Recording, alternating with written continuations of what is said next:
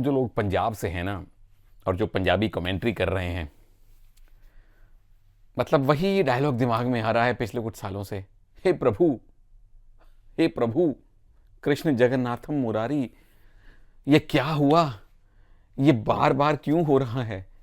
क्यों ये दुख काहे खत्म नहीं होता बे टाइप्स। मतलब बहुत सारे मीम्स ध्यान में आ रहे हैं। 3 मैच हो गए यार लगातार, इतना क्लोज पहुंचा के। मतलब वही शशांक और आशुतोष और शशांक टॉप 4 क्या कर रहे हैं।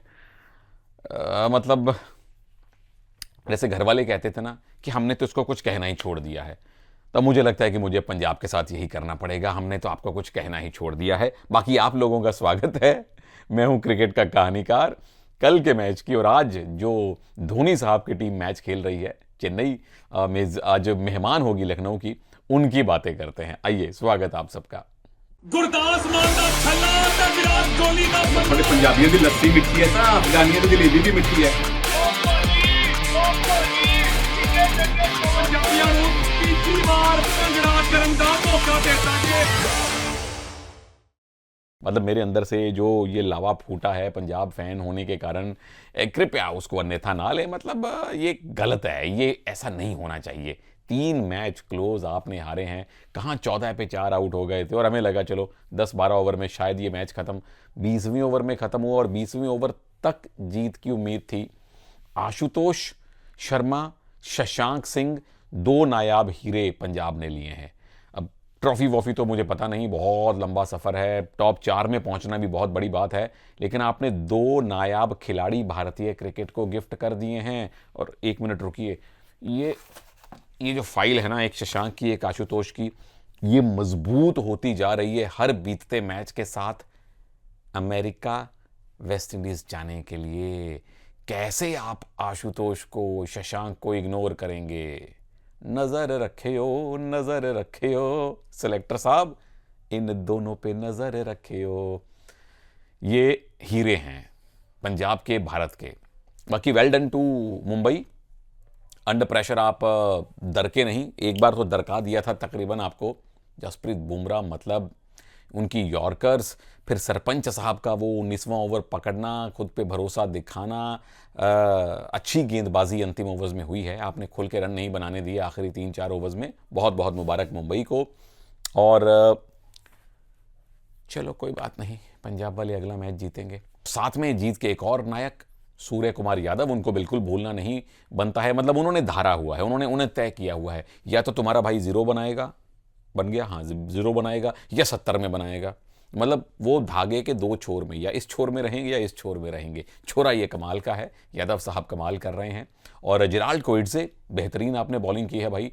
और पिछले कुछ मैचेस में अच्छी परफॉर्मेंस नहीं थी, लेकिन ये टीम ऐसी है जो आपको बैक करती है, जो चाबी भी देगी लेकिन सपोर्ट भी करेगी, तो परफॉर्मेंस अपने आप निकलती है। वो चीज़ कई टीमों को सीखनी पड़ेगी कि सिर्फ अगर आप महंगी कीमत दे के खरीदे गए हैं तो प्लेइंग 11 में रहेंगे ही रहेंगे, या आप 7-7 मैच खेल गए क्योंकि पिछला सीज़न अच्छा खेले थे, 7 मैच में एक में भी नहीं चले, एक 50 भी नहीं है, तो भी आपको ओपनर या नंबर 3 पे भेजा जाएगा। ये चीज़ आप इनसे सीखिए। या तो बैक करेंगे तो चाबी दे के बैक किया जाएगा, ऐसे ही नहीं बैक किया जाएगा, परफॉर्मेंस निकलवाई जाएगी। तो उसके लिए बहुत बहुत वेल डन है मुंबई को।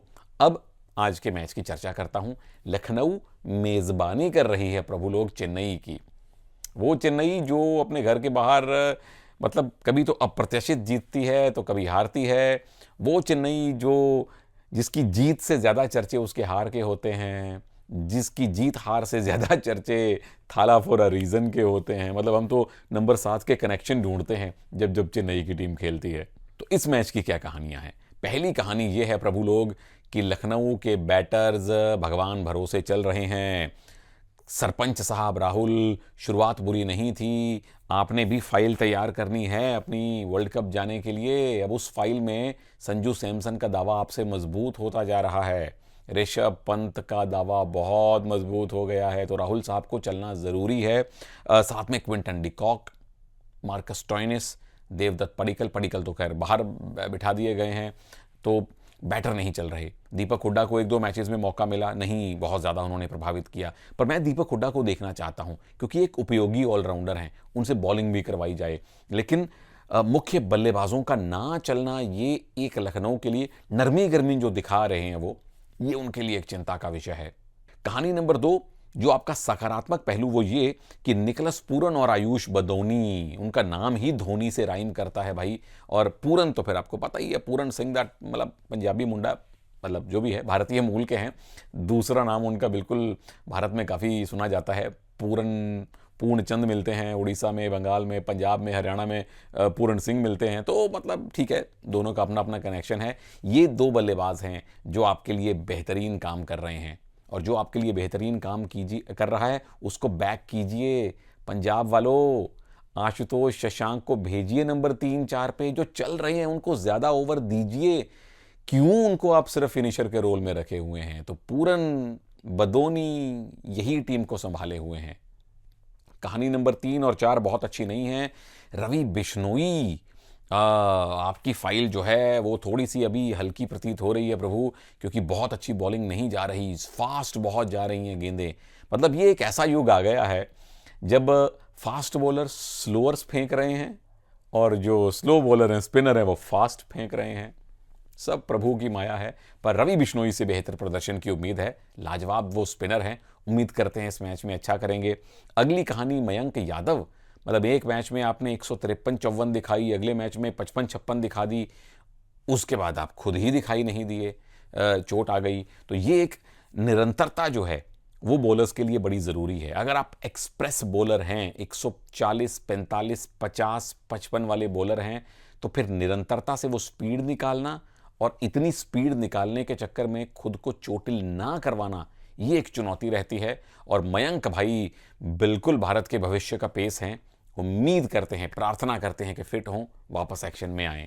1, 2, 3 कहानियां तो चेन्नई की करनी बिल्कुल बनती हैं भाई।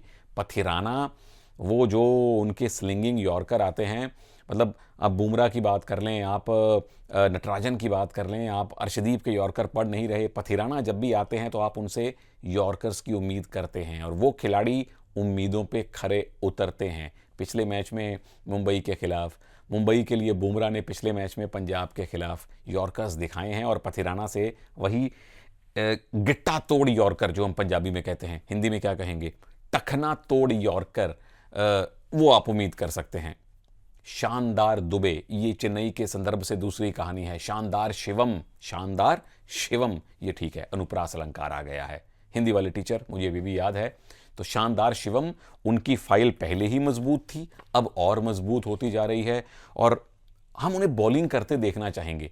ये इंपैक्ट प्लेयर के रूल ने, मतलब आप शिवम दुबे को बाहर बैठाएंगे, एक मेन बॉलर लेके आएंगे, वो एक अच्छे जेन्युइन मीडियम पेसर हैं जो भारतीय टीम में भी आपके छठे बॉलर का, 7वें बॉलर का रोल निभा सकते हैं। तो उम्मीद करते हैं कि नए सरपंच साहब, गायकवाड़ साहब, उनको बॉलिंग भी देंगे, पर एज अ बैटर भी, एक मिडिल ऑर्डर के बैटर के तौर पे उनका प्रदर्शन लाजवाब है। ये वाकई में मिडिल ऑर्डर का भारत का भविष्य का खिलाड़ी मिल गया है। और एक कहानी जो आप चेन्नई के दृष्टिकोण से सुनना ही चाहेंगे, और वो है, उनका नाम है मर्डरर सिंह धोनी, महेंद्र बाहुबली, MS, मैं उनको बोलता हूँ GST, ग्रेट शॉट थाला। वो GST क्रेडिट करवाते हैं अपनी टीम के अकाउंट में। ग्रेट शॉट थाला 6 रन क्रेडिट, ग्रेट शॉट थाला GST 6 रन क्रेडिट। मतलब इस खिलाड़ी के लिए क्या ही कहा जाए। हफ्ते के दिन साथ हैं, थाला फॉर अ रीज़न, संगीत में सुर साथ हैं, थाला फॉर अ रीज़न, मैं एक दिन में 7 रोटियां खाता हूं, थाला फॉर अ रीज़न, ब्ला ब्ला ब्ला। उम्मीद बस ये है उनके फैंस की कि कभी तो प्रभु 18वें, 19वें, 20वें से पहले आ जाइए। इस बार तो आप 18वें, 19वें में भी नहीं आ रहे हैं, सीधा 20वें में ही प्रकट हो रहे हैं। तो कभी अपने फैंस के लिए, मतलब मैं हर वीडियो में ये गुजारिश करूंगा ही करूंगा, कभी नंबर 3 तो नहीं, नंबर 4, मैक्स नंबर 5 पे आ जाइए। पता नहीं आप कितने और सीज़न खेलेंगे, पर अपने फैंस को थोड़ी लंबी और पारी खेल के दिखाइएगा। ये मेरे लिए कहानियां थी आज के मैच की और कल हुए मैच की। अपनी कहानियां नीचे ज़रूर बताइएगा कमेंट्स में, और 1-2 कबड्डी के शानदार वीडियोस आपके लिए आने वाले हैं, उनका भी कीजिए इंतज़ार। ये था कहानीकार, नमस्कार, जय हिंद।